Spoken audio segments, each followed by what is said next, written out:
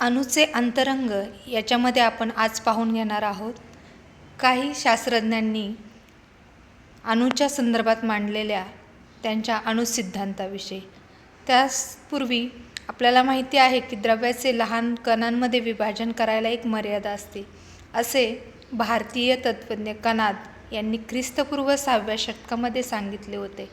आणि द्रव्य ज्या अविभाज्य कणांचे बनलेले असतो त्यांना या कणाद मुनींनी परमाणू म्हणजे लहानात लहान कण असे नाव दिले. आणि असेही त्यांनी म्हटलेले आहे की परमाणू हा अनाशवंत असा असतो. त्यानंतरचे दुसरे शास्त्रज्ञ होते ग्रीक तत्त्ववेत्ता डेमोक्रिटस यांनी ख्रिस्तपूर्व 5व्या शतकात असे प्रतिपादन केले होते की द्रव्य हे लहान कणांनी बनलेले असते व या लहान कणांना कापता येत नाही, आणि म्हणून द्रव्याच्या या लहानात लहान कणांना डेमोक्रिटस यांनी ॲटम असे नाव दिले. ग्रीक भाषेत ॲटमॉस म्हणजे न कापता येणारा, म्हणून त्याला ॲटम असे म्हटलेले आहेत. आज आपण डाल्टनच्या अणुसिद्धांताविषयी पाहणार आहोत. तर इसवी सन 1803 मध्ये ब्रिटिश वैज्ञानिक जॉन डाल्टन यांनी सुप्रसिद्ध असा अणुसिद्धांत मांडला.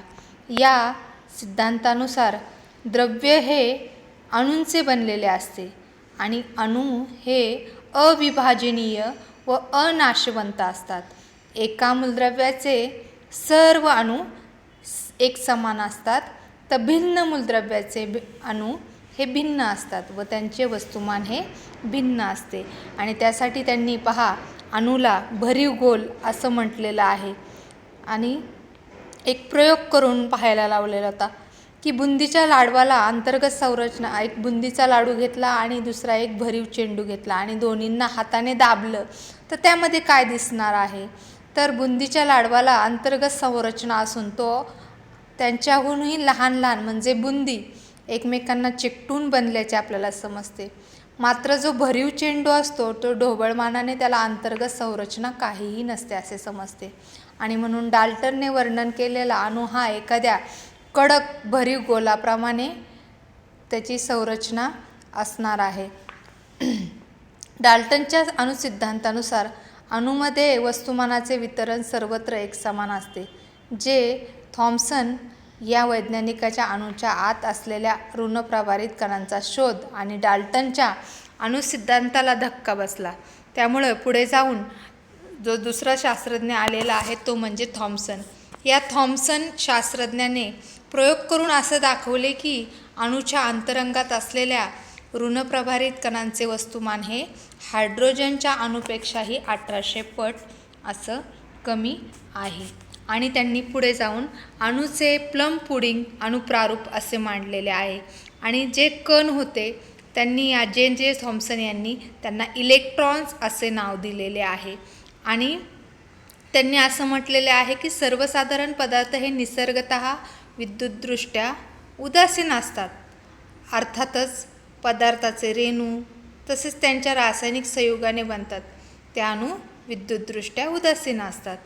अंतरंगात ऋणप्रभारित इलेक्ट्रॉन असून विद्युतदृष्ट्या हा उदासीन कसा, तर त्यासाठी त्यांनी एक मार्ग काढला आणि तो म्हणजे प्लम पुडिंग शोधून काढलेला आहे थॉम्सनचे.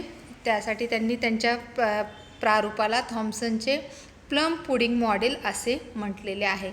तर या थॉम्सन यांनी 1904 मध्ये हे प्लम पुडिंग मांडलेले आहे. आणि त्यांनी असं म्हटलेले आहे की या प्रारूपामध्ये धनप्रभार आहे तो सर्वत्र पसरलेला आहे आणि ऋणप्रभार म्हणजे इलेक्ट्रॉन त्यामध्ये जडविलेले असतात.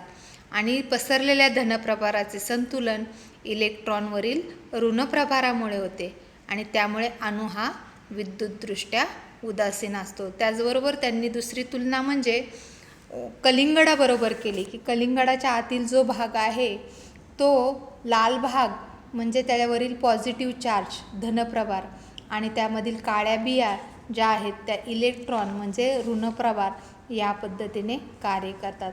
तर आज आपण डाल्टनचे अणुप्रारूप आणि थॉम्सन यांचे प्लम पुडिंग मॉडेल या दोन विषयी माहिती पाहिलेली आहे.